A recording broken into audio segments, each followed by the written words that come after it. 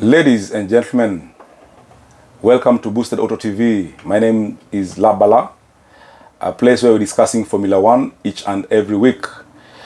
Today, I'm having a new guest in studio with me here, and he's a good friend of mine. He's a good friend of Boosted Auto. I know him, and we've worked together. I'll give him, the mantle to introduce himself. Thank you for the opportunity to be here. Boosted is, as you've said, a family. My name is Jay for everybody because I consider everybody my friend. J, the letter J. No. J-A-Y. Like J-A-Y. Yeah. Oh, J-A-Y. like J.J. Okocha. Yeah, more like J.J. Okocha, just minus the J is the second J and the Okocha part. Just the first J. Yeah. J. Yeah. So, Jay. Yes. We've always seen you. Guys have always seen you on track with Boosted Auto. Yes. You've actually done so.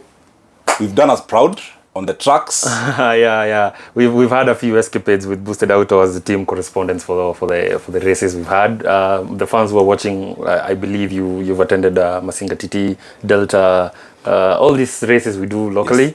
I am normally the team correspondent for Boosted Auto and Krabman Chen. Yes. So today you are here on we're talking matters Formula One. Yes, we want to know a few things about you, your team. Who you think will lift the championship, and lastly, the team you'll be supporting if your team was not racing. Okay, my team, to start with, I'm an avid Formula One fan. My team is Oracle Red Bull Racing. What? Oracle Red Bull Racing. Oh, Oracle Red Bull. Oracle Red Bull Racing. Yes, I've seen that name on Red Bull cars. Yeah, our title sponsors are Oracle, so we run under the name Oracle Red Bull Racing. Hold it there. Yes. You said sponsors? Yeah, Oracle are our title sponsors. Just like Boosted Auto, we've got sponsors. As you can see, all these, they are Boosted Auto sponsors, friends and family. All this you can see, I think everybody's reading this. I think my director is seeing all this from his camera lens. So these are sponsors, just like Oracle. So these are sponsors for Boosted Auto TV. Courtesy of these people you're seeing here is why you are watching this video. Courtesy of these people is why we're winning all these trophies.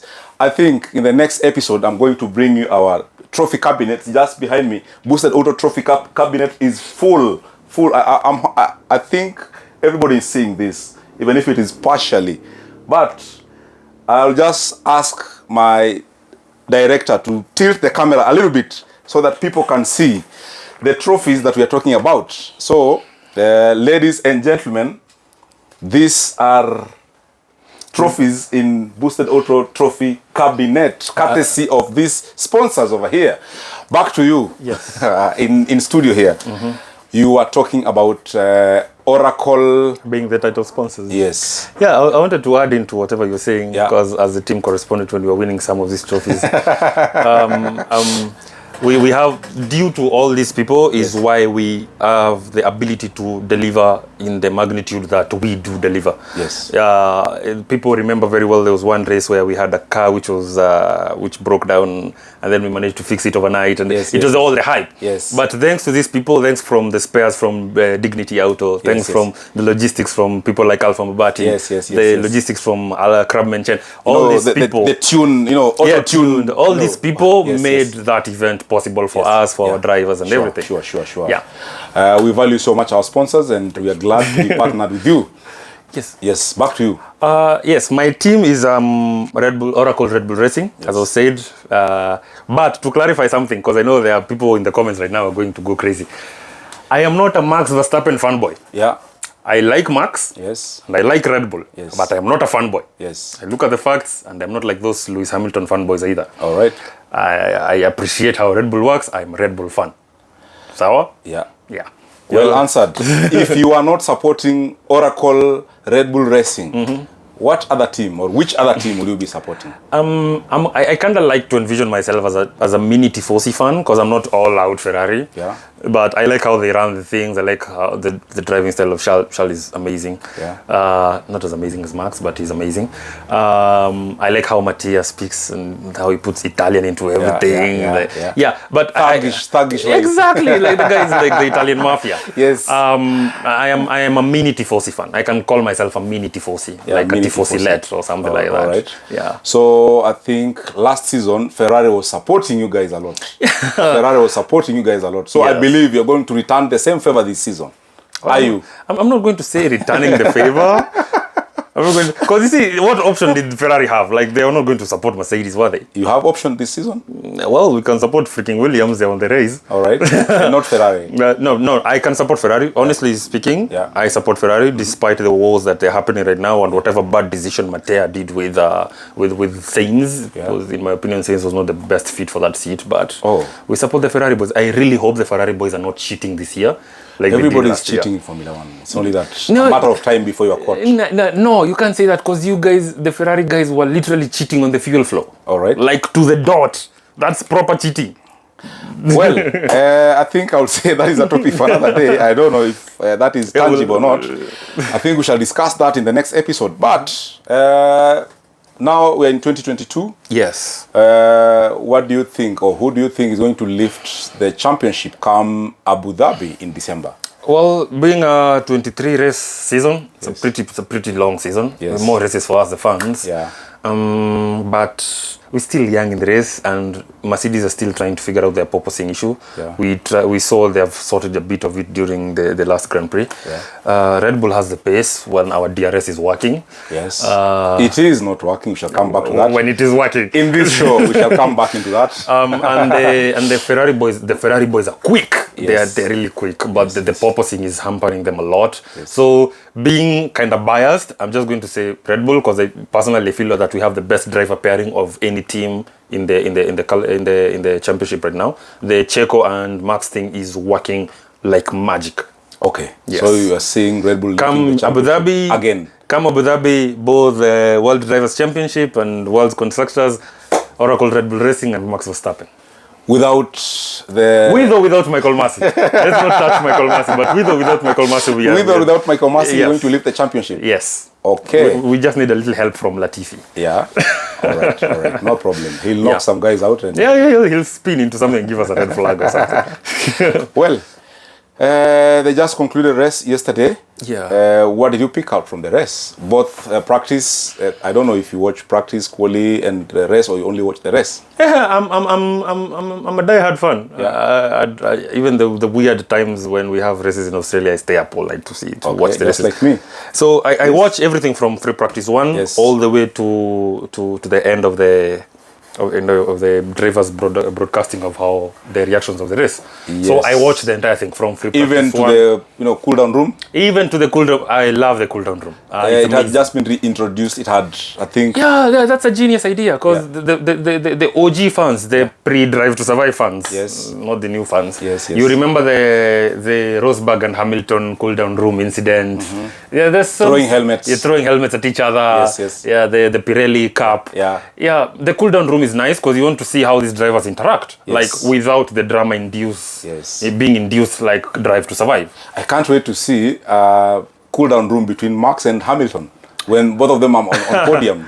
I don't know what will happen in that room because there has been incidences whereby they don't want to shake hands, they don't want to talk to each other. Yeah, but now FIA has reintroduced the cool down room where you have to sit down, you watch the rest, and then you talk to each other. Yeah. It's despite Max being a child. Yeah. And no offense to other Max Verstappen fans, Max is a child at heart. Yeah. Leave alone even the age. But it's unsportsmanlike. Yeah.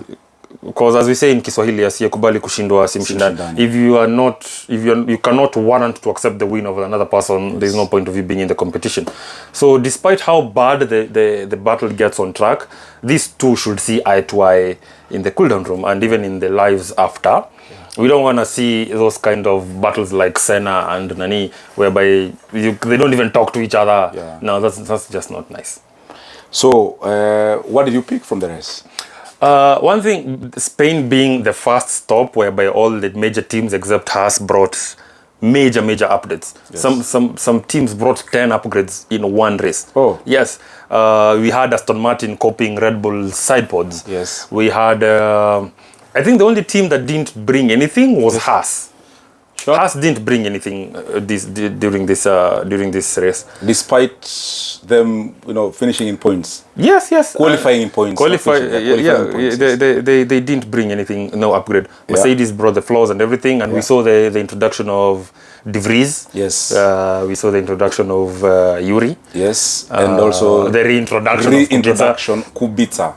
Yeah, but that is something of more of an FIA regulated thing, whereby Formula 2 drivers in your driver academy have to have some sit time, and your reserve drivers also need to have some sit time in the vehicle. Yeah, so that we don't, because with the pandemic and everything, it has taught us the possibility of a driver swap is there. Oh, I thought it is something to do with maybe Bottas and Perez, not... Yeah, because no. It was something to do with the pandemic last time of switching the drivers. Because if you remember something like Nico Hülkenberg, when he was moving to Racing Point to cover for Checo when Checo was not around, when Checo was still in Racing Point, he took some time to kind of learn the vehicle. Adjust the car. So it's more or less something like that. Yeah, but on the option that you've said about drivers being at risk, the person who should be at risk here and worrying his pants off, that's Latifi. Because Latifi has been with Williams, I think, 3 or 4 seasons right now. Yes. And he has no results, like none. No, he has results. Well, crashing cannot count as results. Yeah, crash test, yes. Yeah, well, he's the crash dummy, but and gives Red Bull the red flags. Yes.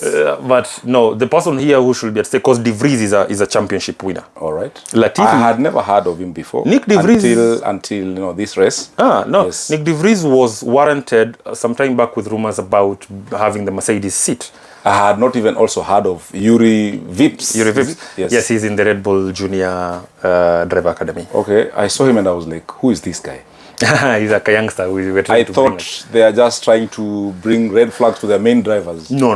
Yeah. The only driver who at stake here is Latifi. Latifi needs Nicolas Latifi needs to watch his back, because De Vries is a race winner. Yes. Williams has now a new owner. And just before you continue, we have one of our friends here. He's called Mash. Before the race, he calls me every time. Vinny, Leo, Latifi at a crash. True to his word. Whenever he says that, Latifi goes off. Yeah, of course. The one thing people need to understand, for those who do not follow Formula 1 closely, yes, Latifi did not get the Williams seat on merit. Oh. No. Latifi is a paid driver. They pay to be in the seat. He knows who is who. No. In a team. No. The company Lavazza, the sponsorship you see on the vehicle, Lavazza. Yes. Lavazza and Sofina belongs to Latifi's dad, the Canadian company. Okay. So when Williams was struggling under the old management of the daughter of Sir Frank Williams, Lavazza brought in an injection of cash. But with a twist, we need our boy sitting in there. Because they needed the money. A fat check with conditions on it. Yes, same thing with Mazepin. Yes. Yeah. So if Latifi is not going to impress the new owners don't care about money. They really don't have the money. Yes. So De Vries is a championship winner. Yes. So Latifi is the one who should be worried right now. All right. Yeah. Now. I think into the race, I would say I saw, Max struggle to go past George Russell, even though his DRS was not working, but he kept close quarter to George Russell. Are you a Mercedes fan at heart? I'm not a Mercedes fan at heart. Are you poking that? You should have started with the start of the race, the drama in lap 1.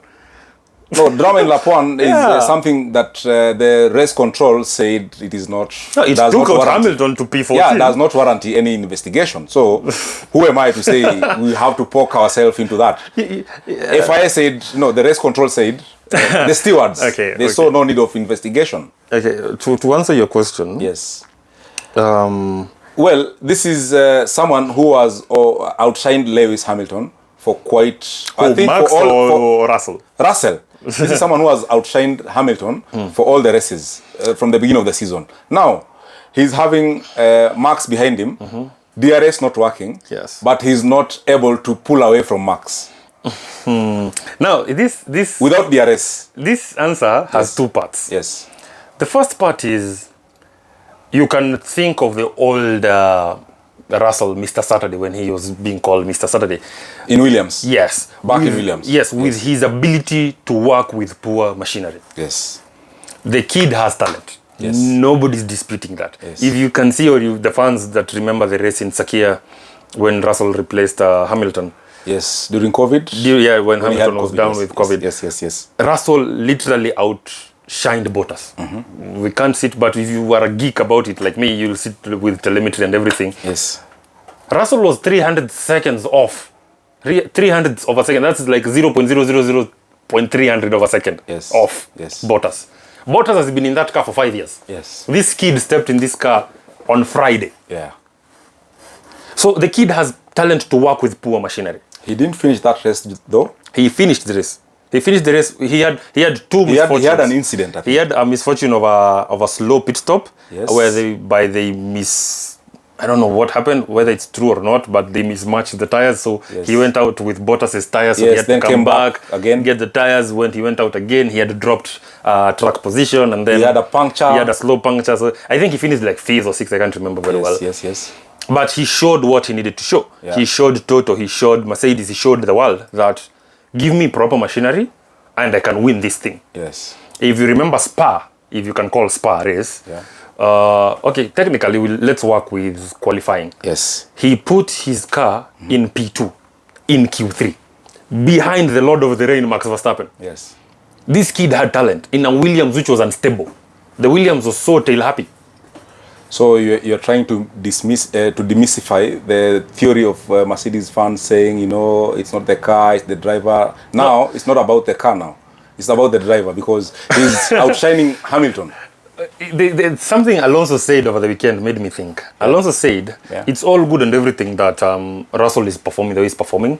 But Alonso says he feels that once Lewis, because Alonso and Lewis were once teammates back in McLaren. Alonso and Lewis were teammates back in McLaren. Okay. When Hamilton was still in McLaren. Yeah. He says once Hamilton is happy with the vehicle, he can do the same as Russell. Yes. But the winning point against Hamilton and Russell is the experience, of which that I agree. I agree with completely. But Russell is doing an outstanding job right now. Yes. Let's recoup this after 2 or 3 races. So, my question was, do you think Max's car has got the pace to keep up with Mercedes on normal conditions? If he had the DRS working fully.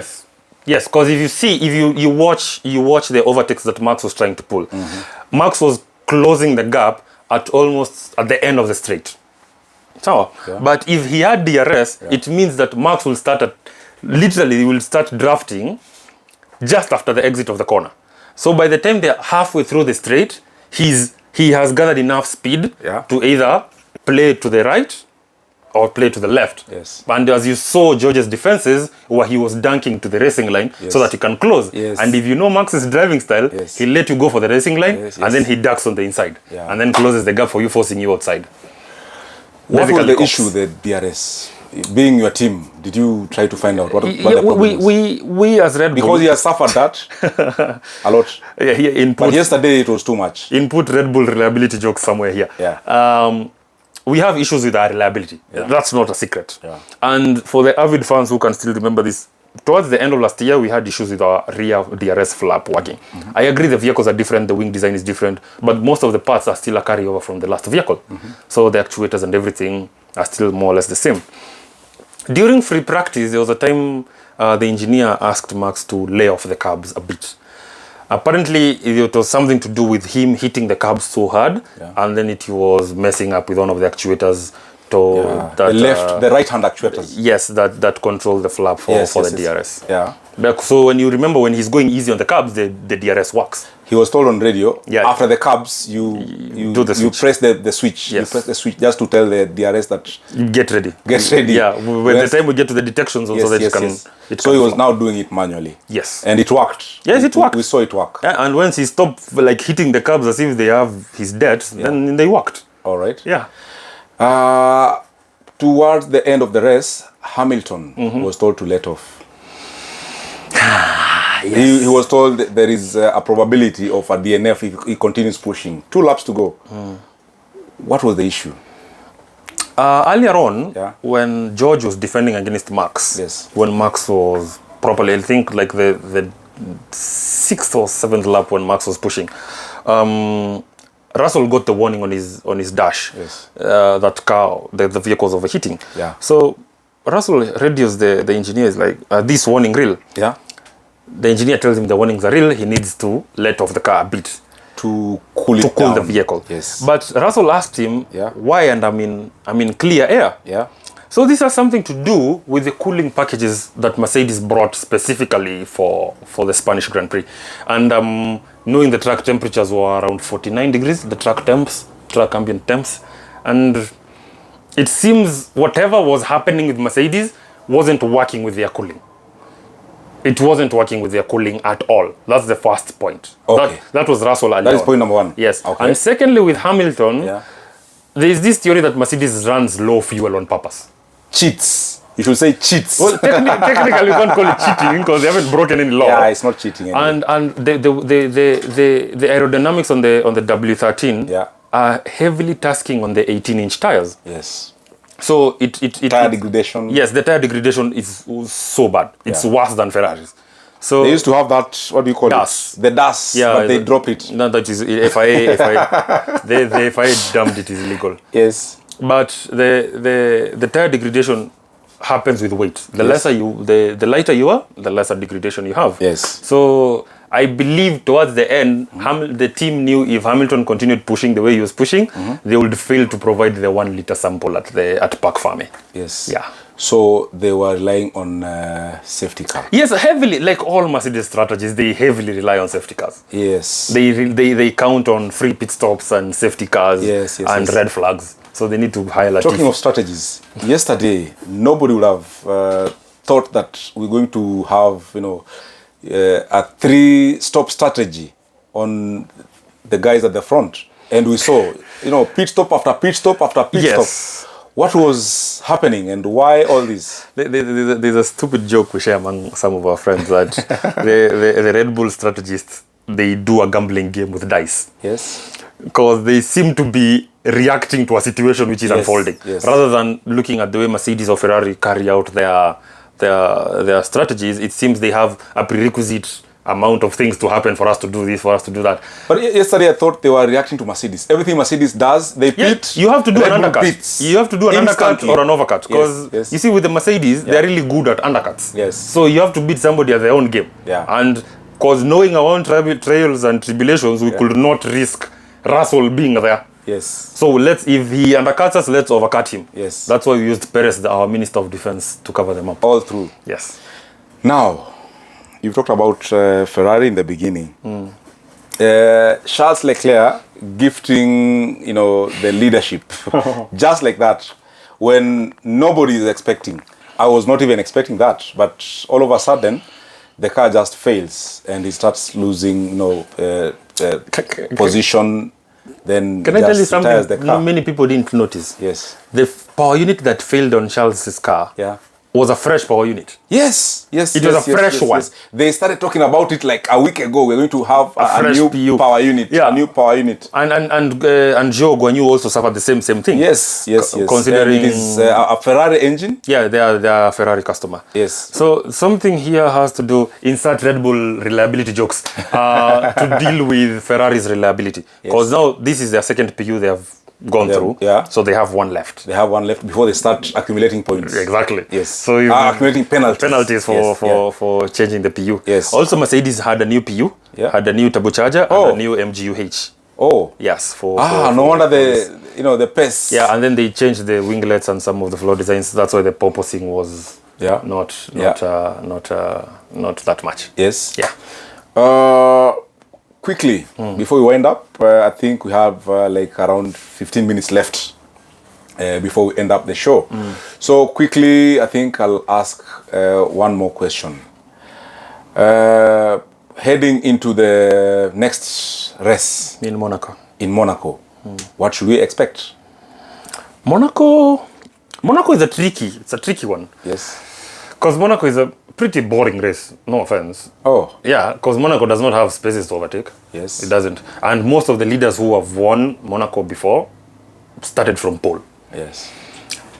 Bring in the Charles Leclerc cast of him hitting the barriers. Yes. And this is really funny because Charles is a citizen, he's a Monegasque. He literally lives in that city. Yes. So he should know that city inside and out. No, living in the city and living on the track is two different things. He lives in that city. He has been bred in that city. He's a Monegasque. His citizenship is Monegasque. Yes. He should know that country inside out. Yes. But going into this this track, in my opinion, it's not going to favor Red Bull that much.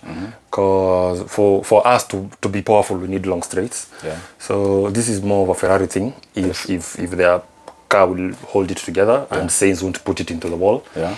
But we won't be that far off, maybe P2. But in the event something happens and Max puts it in pole, I believe Max can hold it in pole till the end of the race to finish in P1. Championship leadership board is gone. It is already gone now. Yep. This is the 5th or 6th race and it is gone. 5th race. The 5th race, it is gone. From Charles Leclerc. No, it's not gone. It's like 105 and the points are not that much. Yes, the points are not that much, but he has proven that his car is having reliability issues. So what do you think is going to happen now? Do you think Max is going to to flex his elbows so much? Do you think Charles is going to fight like a wounded lion to reclaim it back? Actually, what you've mentioned is really interesting because the people who are going to play the biggest role in this are not Charles and Max. It's Sainz and Perez. All right. Because these two affect who's up there. Yes. If Perez can remain the Minister of Defense the way he is, preventing the Ferraris from coming forward, Max can have just be careful and cruise all the way home, like we have done in several races. Yeah. Yeah, but if Sainz somehow gets his things together, then we're in for a fight, and a very interesting fight for us, the fans. Yeah. But in terms of these two, the Max and Charles, I believe we are yet to see on-track battles amongst the two of them, considering their incident back in the karting days. Yes. Those two are not very good when they come to touching wheels. Yeah. But I believe we are going to see something because the points difference is not that big. Yeah. Ferrari are fighting reliability and purposing. Us, we are fighting, reliability. That's one less problem. Are you confident in your team? Very. 100%. Very confident. Despite fighting... reliability? Yes. In the words of our Lord and Savior, Christian Horner, he said, you'd rather try fixing a fast car rather than trying to make a reliable car fast. Yes. So this is 100% statistical. In every race that Max has finished, he has won that race. Yes. So all we need to do is keep finishing more races. That's all we have to do. Yeah. And we are the only team in the grid who do not suffer from porpoising. We don't. I didn't know that. We do not. Because we have the genius, Andrew Newey. Yeah. He's the genius who started all this.